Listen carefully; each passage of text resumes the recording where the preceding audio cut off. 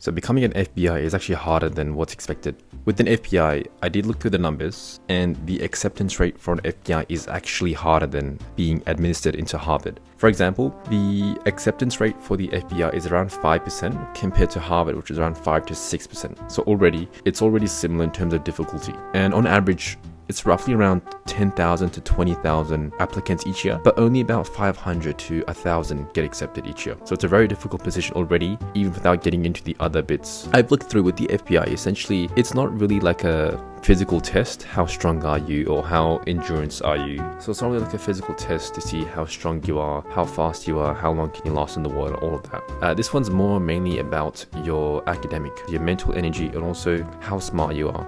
Because they also look at your bachelor's, and is the minimum requirement to have a bachelor's degree when applying for this position. So already, let's put aside the acceptance rate. You're applying against people that have doctor's degrees, medicine degrees, PhDs, law, masters. All of those are competing in the same pool. And you also have to be a US citizen. I mean, that's expected because this is the FBI, it's in America. So they won't allow anyone international. And so the eligibility is already minimized. So pretty much when you look at it, you have to be very physical in terms of your physical health. You have to be someone that's very endurant, someone that's very, I guess you can say, muscular strength. But even with all these, you still have to be very academic. You have to have a strong sense of critical thinking, analysis, and problem solving. Because most of the roles with the FBI aren't really like the car chase scenes or even stopping a bank heist. Those are all cool, but those are all in the movies. In actual experience, the FBI normally deciphers cases, they look into computers, they do everything like back of house, so they're in the background. And with the FBI, they also run a security check on you. Now this security check isn't like a police check or anything like that, it's the most extreme security check ever. So pretty much they'll look at your past life, they'll look at your social media, your financial history, how you were as a child. So pretty much from the day you were born to now, they'll look at that and they'll see what's expected of you, what kind of person you are. Because you have to keep in mind, the FBI is really a very serious task, it's a very serious organization. And even being considered for one, you have to play the parts. So pretty much overall, you need to be a jack of all trades. You need to have a good strength, good endurance, and a good mentality for problem solving. And I also thought about how this relates to the Navy SEALs, because the Navy SEALs is also very demanding.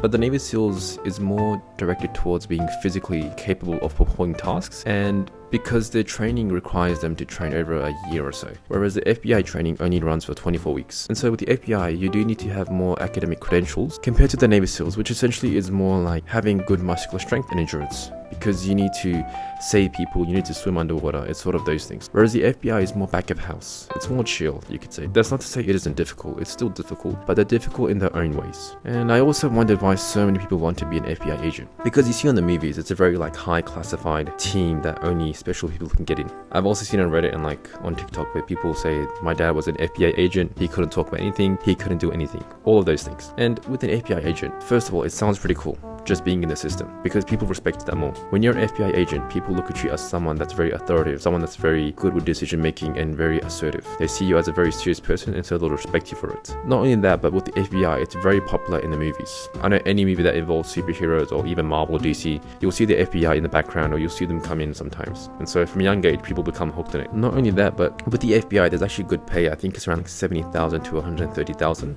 Give or take, but it's good because you're in a community that you have a chance of career progression. You can go further in the team, you can go upwards, you can go to different areas. And I'm not saying that FBI is a good place to work, but I'm just saying in terms of career progression, it's very good. Not only that, but with the FBI, people see it as a badge of honor, sort of like with the military or with the Navy SEALs or even with an ambulance or even doctors. You hold a position in society that people respect you for it, and you uphold that badge of honor. Although it can be like a figurative badge of honor, I know with the FBI you do receive an actual badge, but most times if you display your FBI act, people will respect you for it. And so I'd say overall becoming an FBI agent is harder than I expected because of all these other factors that are coming into play. But at the end of the day, I don't think I'll become one.